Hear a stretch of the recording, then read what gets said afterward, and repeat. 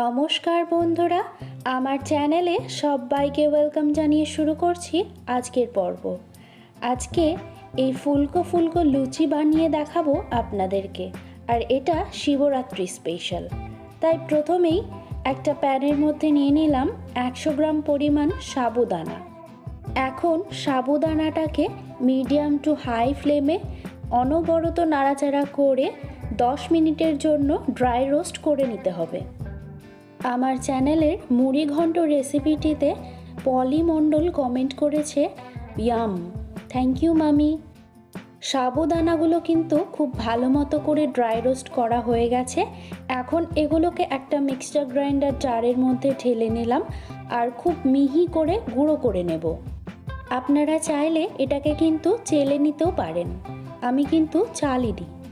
এবারে ডোটাকে রেডি করে নেব।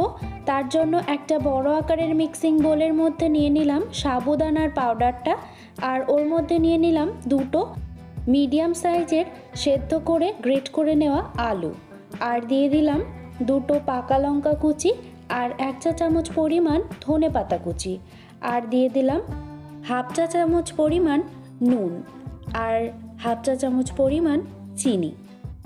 এখন সব কিছুকে খুব ভালো করে মেখে নেব, আর ঈষদ উষ্ণ জল ব্যবহার করে ডোটাকে নরম করে মেখে নেব। এখানে ডোটা রেডি করতে আমার হাফ কাপ পরিমাণ ঈষদ উষ্ণ জল লেগেছে। তো এখন ডোটাকে রেডি করে নেব। মিল্ক বল রেসিপিতে কমেন্ট করেছে, unique taste with Anay, tasty, thank you so much. এদিকে ডোটাও কিন্তু রেডি হয়ে গেছে। এখন ডো থেকে মোটা মোটা করে কয়েকটা লেচি কেটে নেব।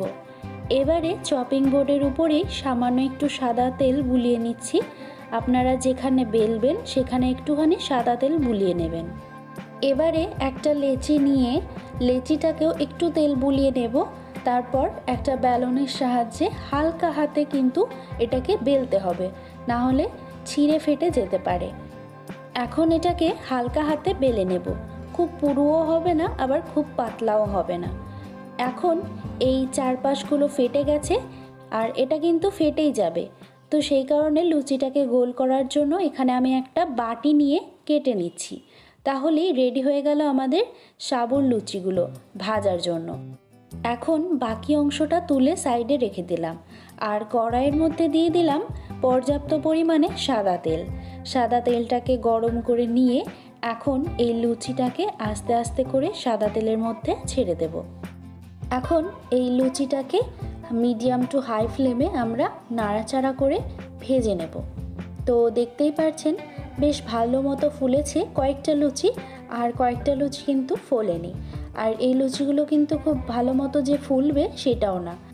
সেমালিনা কোকোনাট লাড্ডুর রেসিপিতে প্রিয়া বিশ্বাস কমেন্ট করেছে, yum, thank you so much dear. এখন এই লুচিগুলো কিন্তু ভেজে নেওয়া হয়ে গেছে। এবারে আমি এটাকে খুব ভালো মতো করে তেল ঝরিয়ে তুলে নেব।